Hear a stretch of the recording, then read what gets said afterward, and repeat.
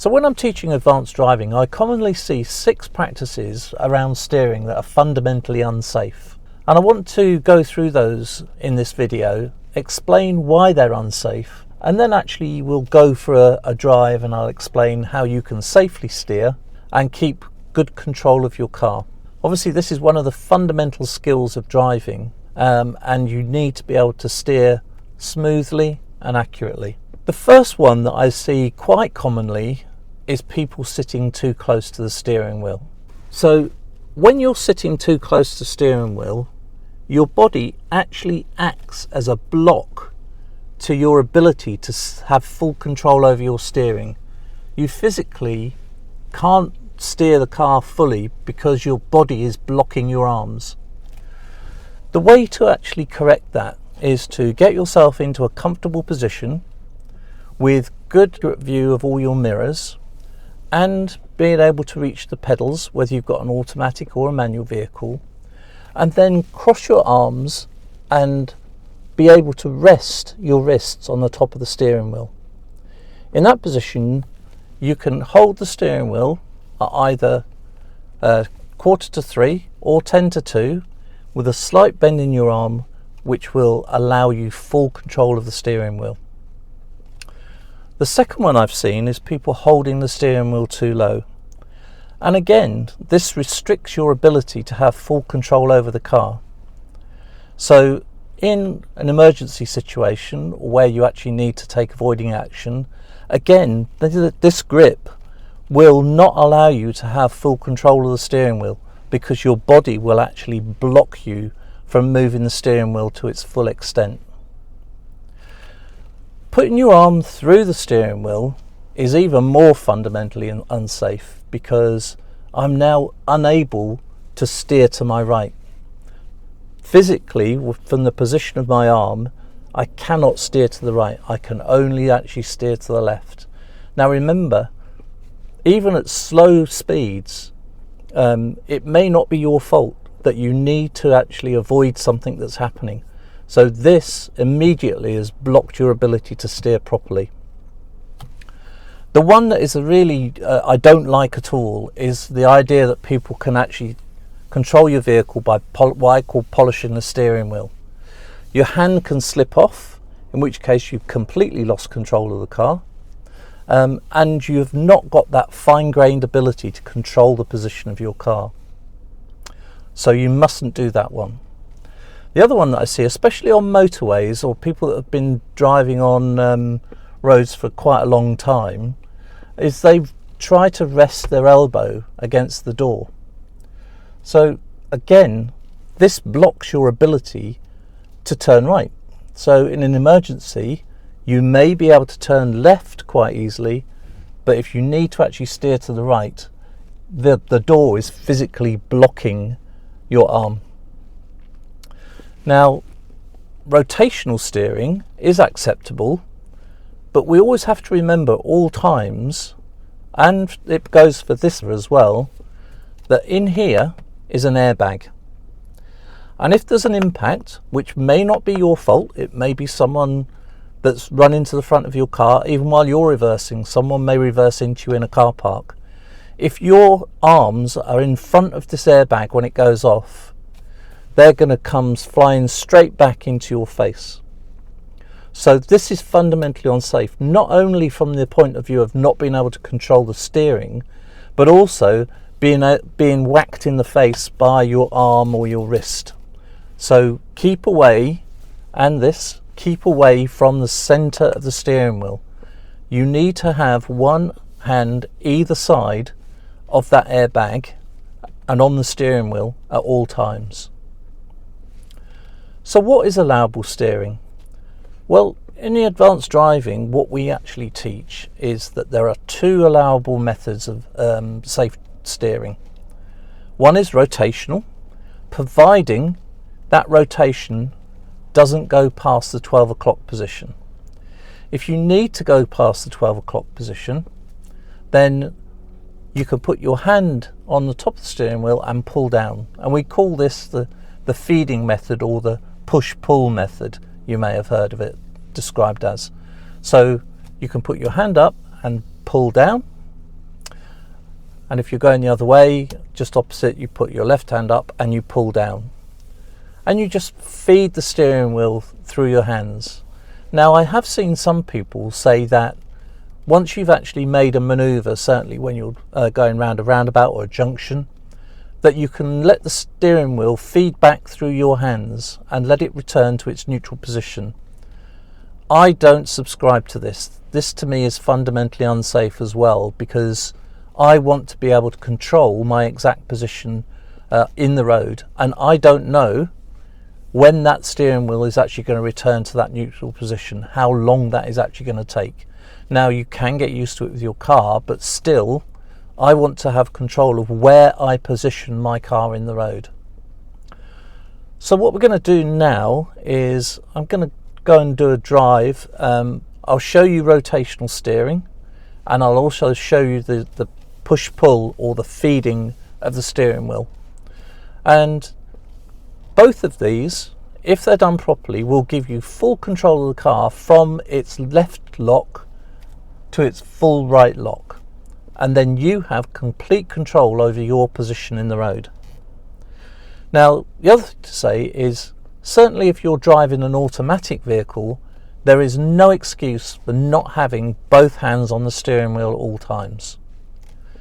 If you are driving a manual vehicle, then obviously you will need to change gear. So as soon as your left hand leaves the steering wheel, make the change of gear and then return the hand straight to the steering wheel. So stay with me to the end of the video, and we'll talk about one thing that most people actually do, and most times it's subconsciously, that will compromise your safety when steering. We're now going down a country road that's got a number of bends of different severity, some of which I will be able to negotiate with rotational steering, such as these ones, and some of which will be I won't be able to actually negotiate safely with just rotational steering. So when we come to those, I will then go from rotational steering over to the push-pull method of steering. So let's go down this road, following the advanced method of car control that we remember with IPSCA, if anyone's seen my previous videos. And by the way, if you do find these videos useful, then please consider giving the video a like.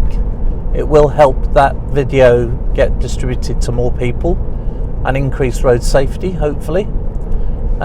If you're interested in getting more tips, then obviously subscribe to the channel. It will help me to produce more videos and again, hopefully promote road safety. So ahead I can see a sign for a right hand bend. I've got a mirror check, there's nothing behind. I adjust my speed as we've talked about in other videos, and I can rotationally steer around this without going past the 12 o'clock position.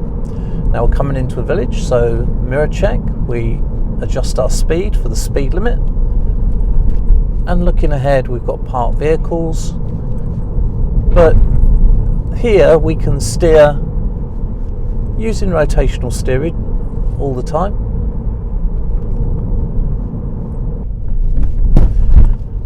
And the bend ahead I can safely negotiate with rotational steering. Speed limit is now national speed limit, 60 miles an hour on this two-way road, and we've got a right hand bend ahead, but again I can see that it's actually not that severe. I will be able to negotiate this with just rotational steering. So pulling down with my right hand, keeping control with my left hand, and maintaining the 2-second rule from the car in front.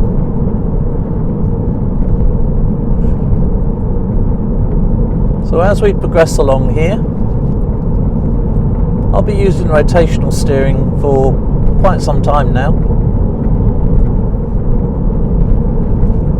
until we eventually will come to a roundabout.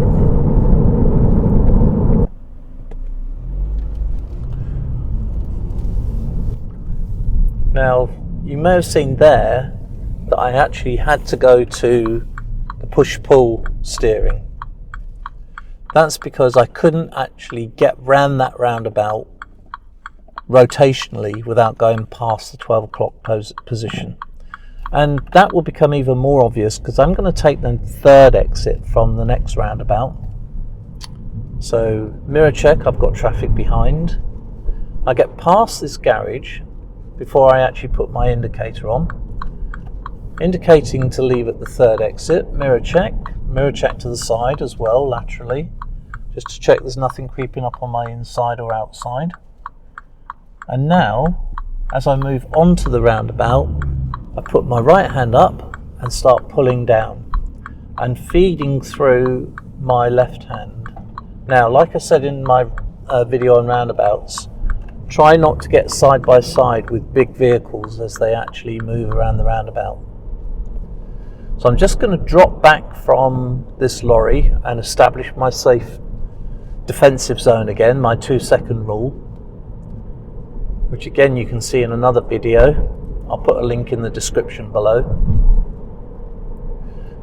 And I've got a junction on the left up here. No one in that junction at the moment. Mirror check, there is one car behind me, fairly close. And I'm now going to come up to another roundabout. Now I'm going to take the first exit from this roundabout, but I will have to use the push-pull method to get around this roundabout here and leave at the first exit.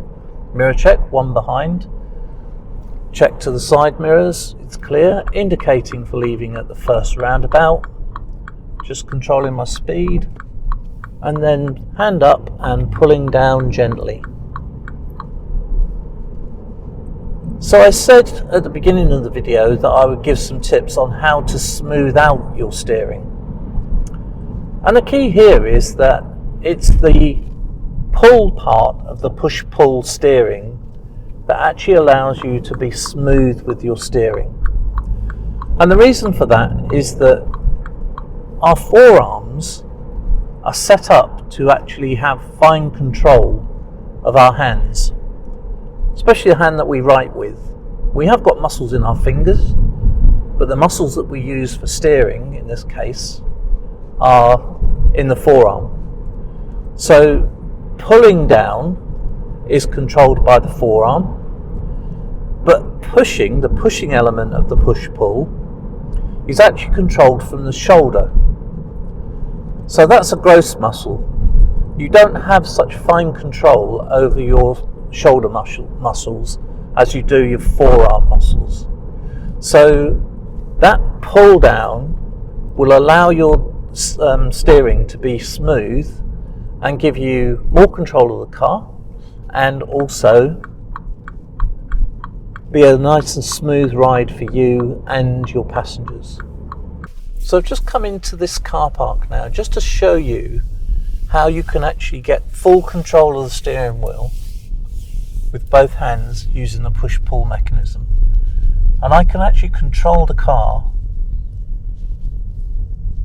with that mechanism, and then the opposite way again, feeding through left and right. I've got complete control of where I place my car, and to go the other way, again feeding, pulling down, pushing up, pulling down. Everything is nice and smooth. So I think that's been a good demonstration of the push-pull method of steering, and how you've got full control of where you position your car by using that push-pull method, keeping a hand either side of the steering wheel. So I'm safe at all times from the airbag going off, and I've got complete control of the car. I said at the beginning of the video that I would give you one last tip about something that commonly happens with all drivers, and most of it is subconscious. And I have seen some who will, especially in circumstances like this, drop a hand off the steering wheel and either rest it on the gear lever. Sometimes some people seem to like to rest their hand on top of the gear lever, which again is not a good idea. Some will rest it on their leg, but again, you've then lost complete control of the car because you've only got one hand, and that one hand cannot give you control over the full range of the steering. So remember, at all times, you need to have your both hands on the steering wheel and opposite sides of the steering wheel as well.